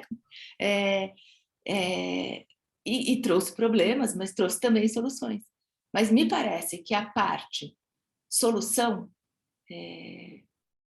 tem a ver com a gente ficar sintonizado no que é a experiência de cada transferência, do que dava e o que não dava com cada analisante. A gente rápido percebeu, por exemplo, que com câmera e sem câmera não é igual a divã ou poltrona, né? Isso a gente teve, essa transposição não é assim. A gente talvez tenha achado isso em algum momento, depois não percebeu rápido que não é isso, né? Então, o que foi dando essa informação? A transferência. E o que foi possibilitando isso acontecer? O desejo do analista. Então, nesse sentido, aquela experiência ela é muito formadora para que a gente pudesse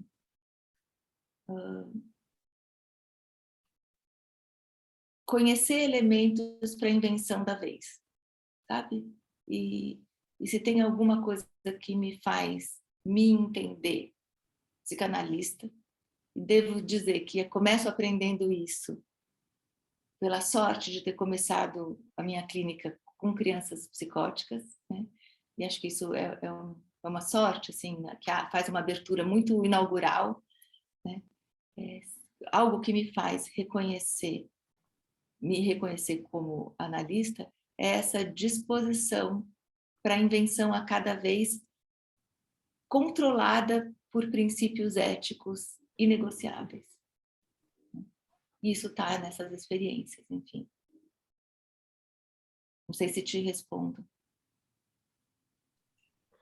Sim, obrigado. Tem a Bruna falando. Oi, Bruna.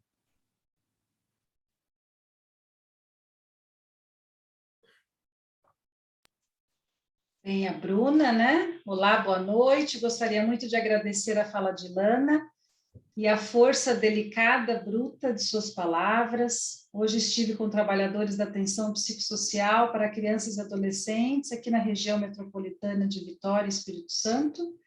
E Lana ilumina e apresenta caminhos possíveis para a organização, elaboração de um trabalho que terá de fazer a partir do que se viveu, do que se vive, do que todas e todos, ainda que longe, num certo perto, partilhamos. A defesa do acesso a direitos e sua relação com os processos de subjetivação e a defesa de uma saúde boa, entre aspas, porque coletiva e forjada no comum.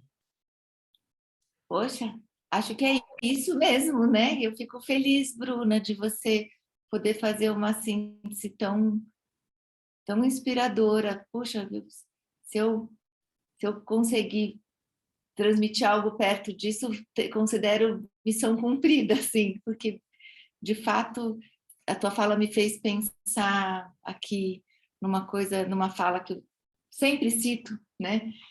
que é uma construção que eu acho assim, é uma síntese muito poderosa, que é de outra Roberta, que é a Roberta Estrela Dalva, atriz militante do movimento negro, que diz: se a paz não for para todos, não será para ninguém. E eu acho essa formulação muito, eu diria assim, esse pode ser um nome da ética da psicanálise. Então, voltando ali na sua primeira, na sua primeira pergunta, né, Kelly, na consideração sobre o valor disso, assim, acho que um outro jeito de lidar com isso é a partir de que orientação ética a gente vai se colocar no laço como psicanalista. Esse, para mim, é um nome, assim, que lugar... um outro jeito de pensar isso é uma discussão que eu acho que está super na hora da gente retomar do lugar da psicanálise, que é singular nunca quis dizer individual, sabe? Singularidade e individualidade são experiências muito diferentes. E cada uma se articula de uma forma muito específica, isso que a Bruna tão lindamente aqui está chamando de forjar no comum. Então, nossa, eu fico muito... né, me cuida, acho que eu posso dizer isso assim, me cuida muito como sujeito, me cuida muito como analista, poder pensar essa relação orientada por essa ética com a psicanálise, né? E é aqui que eu quero pôr a minha força. Ilana, você disse isso, me veio uma expressão que vem do campo da RAPS, né? Eles não usam o termo projeto terapêutico individual, né? Eles usam o termo projeto terapêutico singular, né? E que realmente singular e individual na saúde coletiva não são sinônimos, né? E por que nós, psicanalistas, acabamos transformando? Porque é isso, né? A gente acaba usando essa coisa da singularidade como se fosse de um caso, né? Como se fosse individualidade, né? Acho muito importante você destacar isso, não é sinônimo, né? E que caso, né? Que caso é individual, né? Assim, acho que essa é uma discussão que eu gosto muito de levar, porque a gente na psicanálise com crianças tem sempre essa pergunta, né? Que é o lugar dos pais no tratamento, e eu gosto, né? E que isso já colocaria a pergunta do que é individual, né? Quando a gente pensa no lugar dos pais de alguém no tratamento, né? Assim, recoloca essa ideia de que o sujeito não se faz sem outro, né? O sujeito se constitui no laço com o outro, e o outro se transforma no laço com o sujeito, né? Isso, tem uma teórica, acho que ela é do campo do direito, se eu não me engano, que é a Eva Kita, e Bruna, você acho que vai ser capaz de me dizer isso melhor, que ela discute a ética do cuidado, e ela fala muito isso, né? Reciprocidade não quer dizer pagar a mesma moeda. Reciprocidade fala de o cuidado de um, que vai de um jeito, e do cuidado de outro, que volta de outro jeito, né? E eu gosto muito dessa ideia. Então, não é porque eu cuidei de você te dando comida que você vai cuidar de mim me dando comida. Você vai cuidar de mim sorrindo e agradecendo a minha comida, ou me levando para passear, ou qualquer outra coisa, né? Enfim. Mas eu acabei me desviando um pouco, mas essa ideia do sujeito que não se faz sem outro, ela é muito fundamental quando a gente, por exemplo, vai pensar na ideia do que são os pais num tratamento. Porque, de fato, a gente pode pensar isso por uma via de uma sobredeterminação simbólica fechada. Então, o sujeito é o que os seus pais lhe transmitirem e ponto, né? Então, que é isso que a gente vai ouvindo, mas eu sou assim porque minha mãe, eu sou assim porque meu pai. E a nossa pergunta qual que é? E o que você vai fazer com a sua mãe, com o seu pai, né? Como nós vamos avançar a partir disso daí que está posto. E, de um outro lado, e acho que essa é uma transmissão e algo que vem do ensino do Lacan, que é muito fundamental, é entender que a contingência está para o real, assim como a sobredeterminação está para o simbólico. Então, que a gente também é sujeito à contingência e que os pais são elementos contingentes nessa perspectiva de que o sujeito não se faz sem o outro, né? Então, os pais são elementos contingentes da vida de um sujeito, com os quais a cada vez a gente vai pensar, inventar como trabalha, né? De cada vez com a transferência, a partir do desejo do analista orientado por essa ética, a gente vai fazer de um jeito, né? Do ponto de vista das táticas e estratégias, e das estratégias, e não da política, né? Mas a gente precisa entender que estes termos, contingência, não há sujeito sem outro, que são o cerne, que são os elementos mais fundamentais da teorização da psicanálise, da sua produção, eles trazem a ideia de que singularidade e individualidade são experiências absolutamente diferentes. E que é com essa ideia de singularidade que a gente, por exemplo, constrói projetos terapêuticos, né?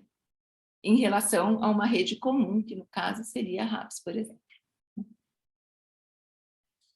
Eu queria fazer uma colocação, Ilana, queria que você ouvisse você um pouco sobre a questão dos adolescentes, porque eu tenho visto isso tanto na clínica, quanto eu sou supervisora de um CAPSI, numa cidade vizinha aqui de Poços, em Varginha, e os adolescentes ficaram bastante, a palavra que me vem sempre é desarvorados, sabe, assim, bastante soltos, e vi neles a falta da escola de uma maneira bastante aguda, né? Porque, como diz o documentário, né, os adolescentes não são sonhados, né? Então, ninguém pensa neles, ninguém os escuta, ninguém se dispõe. E cheguei até a colocar isso na fala do mês passado, eu que fiz aqui o evento 3, que o adolescente perdeu mais ainda, né? Ele perdeu mais ainda da possibilidade de trânsito, mais que a infância, porque a infância ainda é muito mais protegida, né? Então, todo mundo quer saber de uma criança, né? E o tempo da infância ainda tem o tempo da adolescência. A adolescência já está no final do tempo para começar a vida adulta. Então, eu queria ouvir um pouco do seu ponto de vista sobre isso, e concordo, né, com o que a Kelly falou quando abrimos as colocações, assim, a sua fala realmente é muito impactante.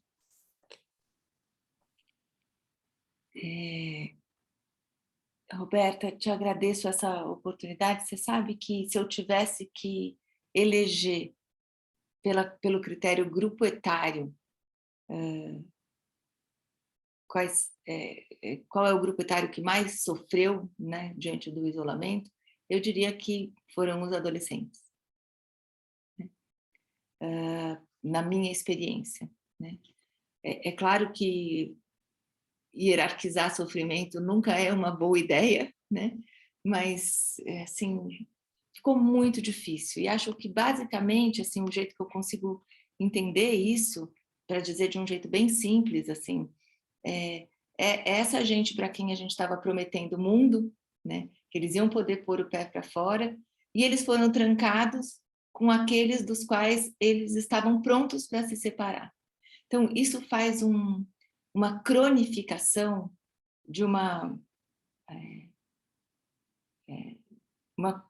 cronificação de reincidência do mesmo passo, né? E muitos tiveram saídas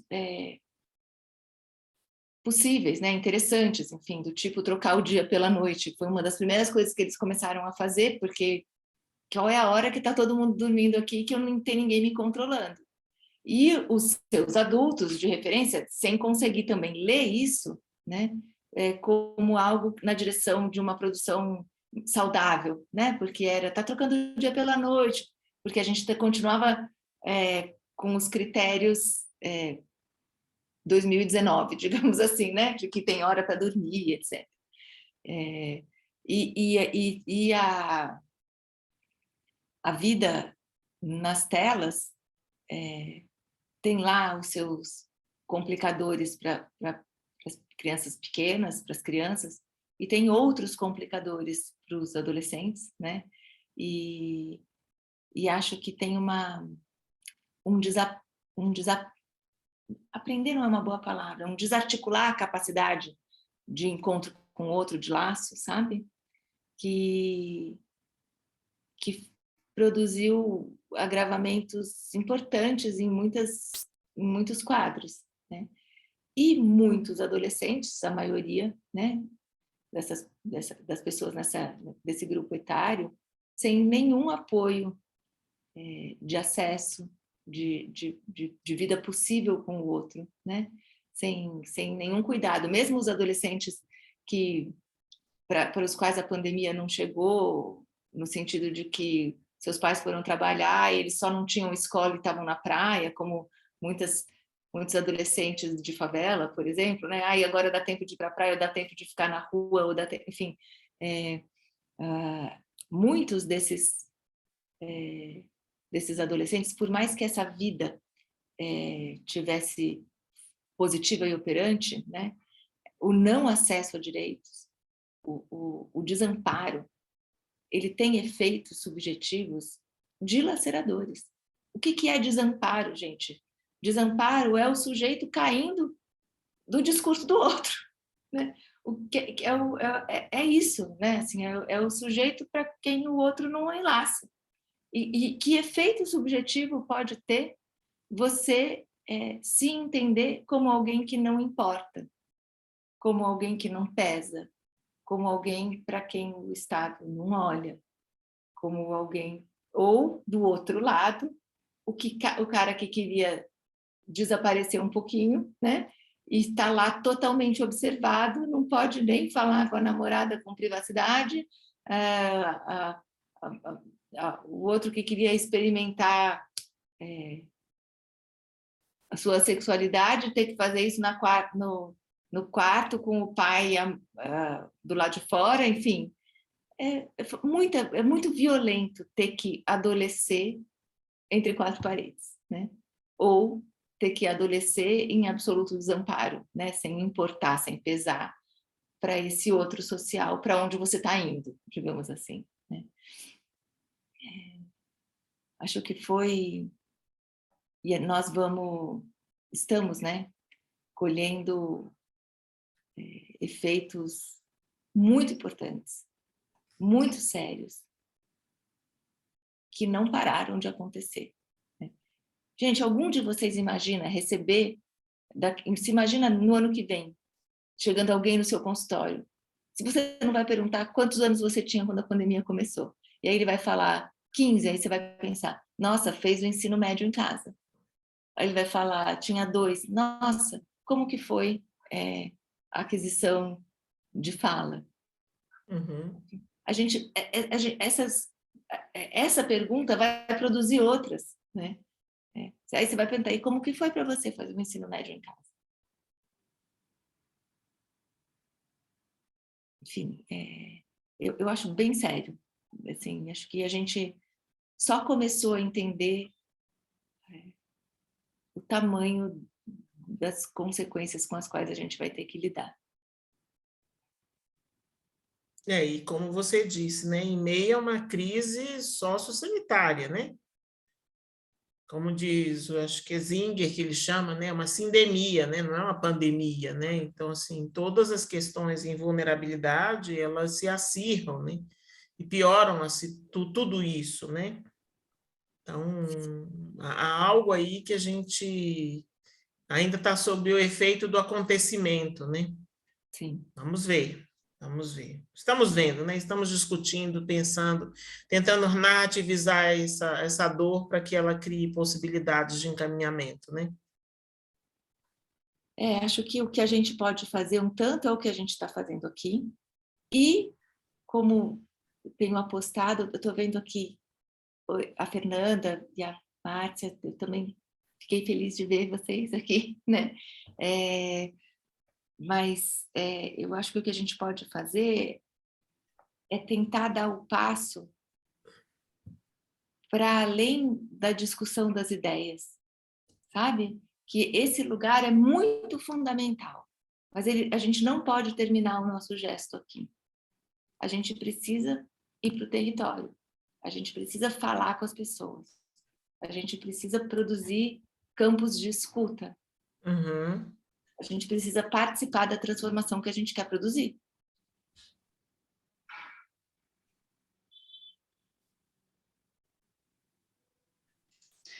Eu lembrei agora, né, lá na Unicamp, acabaram os estágios regulares, e aí, a partir dessa semana, a gente está tentando repor a carga horária, né, dos alunos que, enfim, faltou aí durante o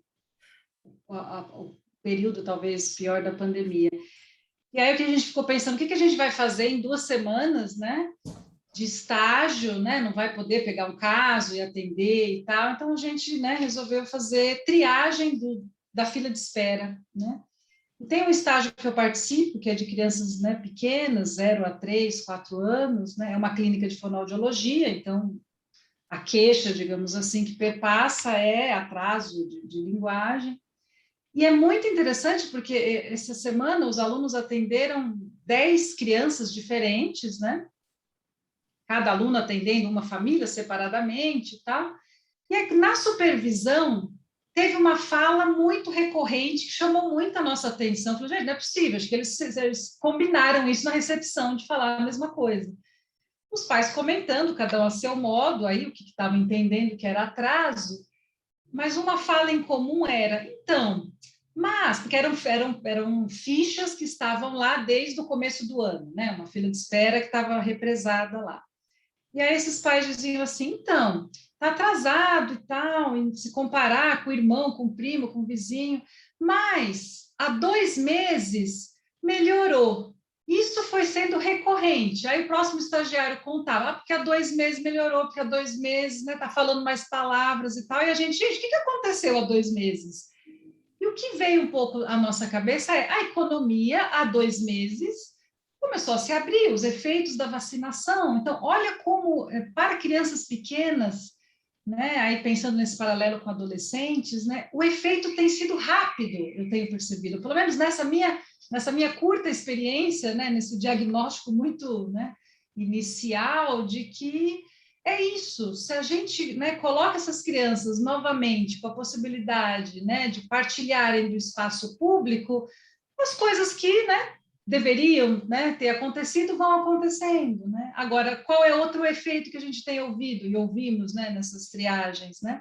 Crianças que foram, né, a médicos, uma das crianças especialmente chamou a atenção que o médico, né, depois de 5 minutos de consulta, não, tem 2 possibilidades, ou ele é autista ou ele tem problema de processamento auditivo. Aí a gente discutindo, ele esqueceu de uma terceira possibilidade, né? Efeito da pandemia, né? Quer dizer, é incrível como alguns profissionais da saúde ainda não estão incluindo a pandemia como parte de um diagnóstico, né? E acho que isso tem a ver, né, Kelly, com essa ideia de que a gente pode passar batido por isso, sabe? Que a gente não tem que contar isso como um acontecimento que marca um antes e depois. Não tem, o depois é necessariamente diferente do antes, porque nós fomos transformados por essa experiência. Todos nós, incluindo os bebês, né?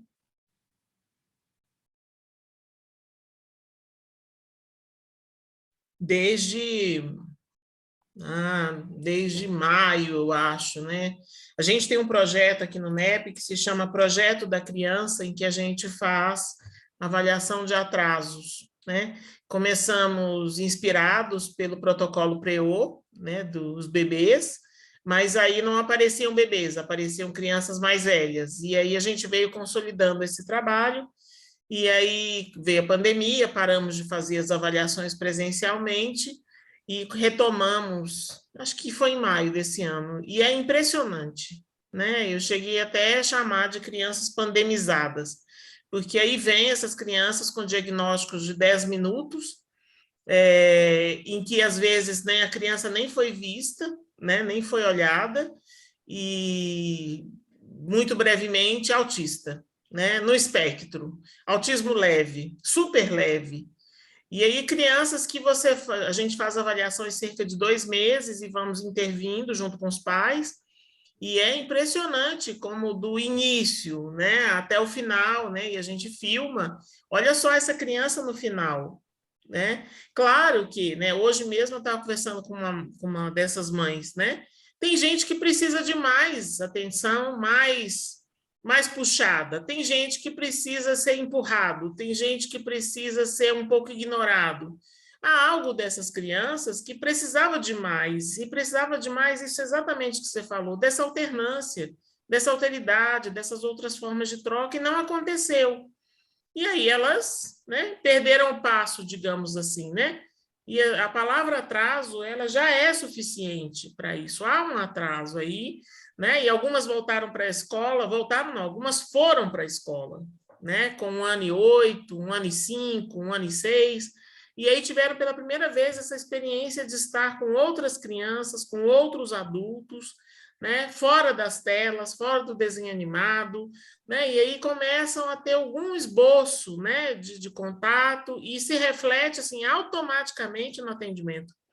Aí aquelas crianças mudas já começam a fazer uma lalação, dessa lalação já temos as sílabas da língua portuguesa, já tem o endereçamento, já tem o entendimento, aquilo que a gente fala, e aí vai construindo uma possibilidade, né? Eu tenho uma colega que é fonoaudióloga, Carol de Freitas do Carmo, que ela fala que o ambiente doméstico não tem narrativa. Você não vai fazer a narração da lavação de louça, né? Você pode até conversar uma coisa ou outra, mas é muito breve. Você não deixa a criança errar.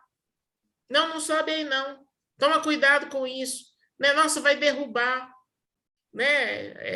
Hoje mesmo aconteceu isso, né? Tem uma mesinha na entrada aqui do salão, onde a gente atende criança, que tem um pano e um vidro de álcool.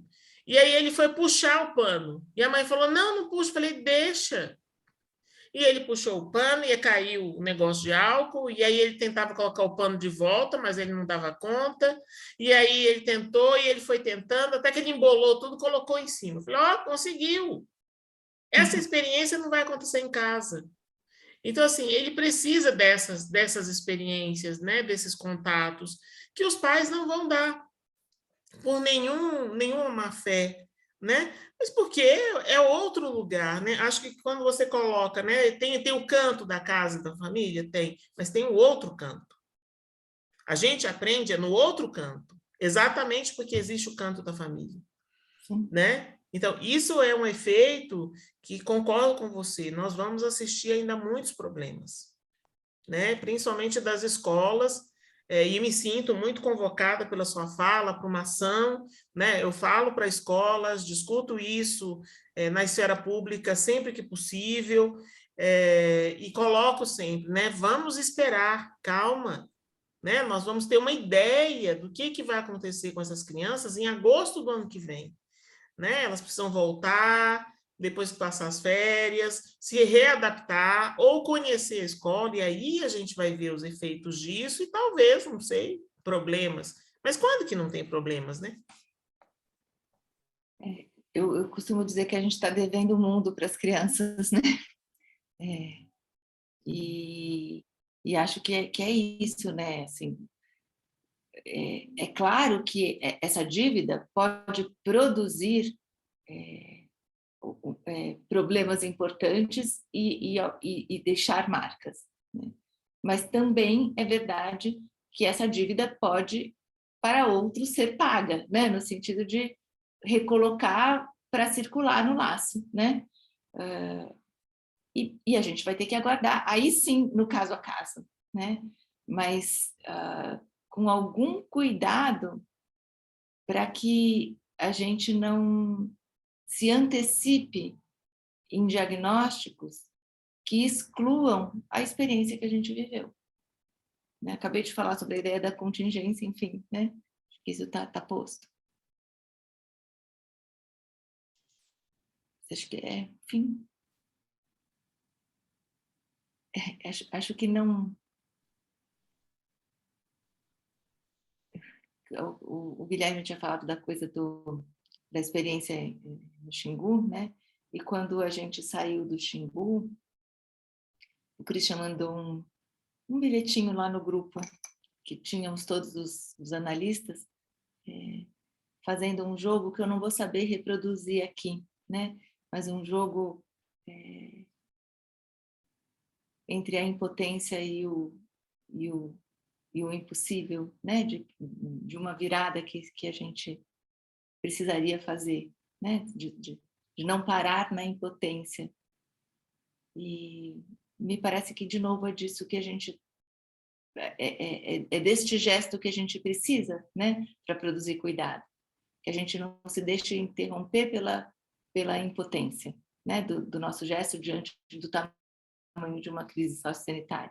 Mas que a gente procure os gestos possíveis para contornar o impossível, né? Para bordejar o impossível, enfim. Bem, acho que vamos chegando ao final, né? Queria agradecer demais a conversa, a troca, a transmissão, sempre tão precisa e preciosa, como diz minha amiga Fernanda, nossa colega em comum, né? Foi através da Fernanda que eu consegui o contato com a Ilana, né? E queria agradecer demais, Ilana, por você estar aqui, a todos, todas e todos, né, por estarmos aí no dia 10 de dezembro, firmes e fortes. Tem uma fala, um pedido da Fernanda para que a Ilana repita a questão dos diagnósticos. Se você puder fazer isso. Gente, eu vou confessar uma coisa para você, Fernanda. Nada, quem me conhece sabe disso, nada me deixa mais angustiada quando alguém pede para eu repetir o que eu acabei de dizer, porque eu fico achando que eu não vou conseguir. Me deixa super aflita, porque eu falo, o que foi? O que eu falei do diagnóstico? Então, vou tentar. Acho que eu estava dizendo que falei da ideia de que os diagnósticos, né? Porque, vamos lá, diagnóstico, né, gente, não é só diagnóstico psiquiátrico. O diagnóstico, a gente faz diagnósticos das situações que a gente vive, a gente faz diagnósticos das nossas condições de saúde, a gente faz diagnóstico de relações, a gente emite, né, ideias, a gente constrói ideias sobre a experiência. Então, que os diagnósticos eles possam ser feitos incluindo a contingência a qual todos estamos submetidos, né? Que eles possam ser pensados incluindo a contingência. Acho que foi isso, né, que eu falei. Não, foi isso, Fernanda? Ajuda aí. Não sei se era essa parte. Sim, foi isso.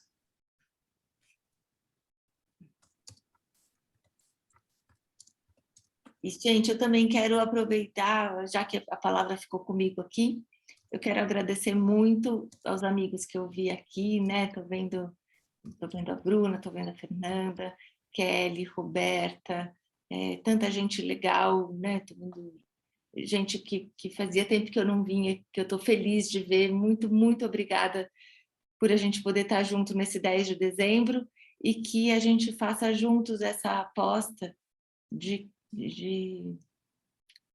se colocar, de colocar o corpo na jogada, assim, né?